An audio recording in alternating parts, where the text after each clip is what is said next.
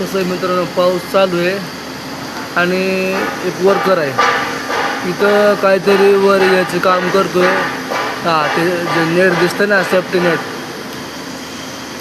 Horizontal लावलेलं, त्यामध्ये debris अडकलेलं आहे, ते काढतोय. पण त्या गाड्यानं एक हातानं धरलं आणि सेफ्टी बेल्ट लावला नाही, काय नाही.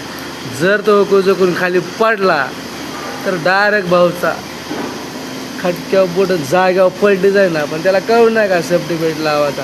आणि त्याच्यावरूनच जे ह्या इथं आहे ना 2-3 एक सेफ्टीवाला होता, तरी पण बघा तिकडे बघा सेफ्टीवाला दिसतोय. तर सेफ्टीवाल्याचं लक्ष नाही आहे, खाली लक्ष पाहिजे ना. तर ते सेफ्टी बेल्ट घाल, काम थांबवलं पण नाही आणि थांबवत पण नाही आहे. एवढा खतरनाक आहे सेफ्टीवाला.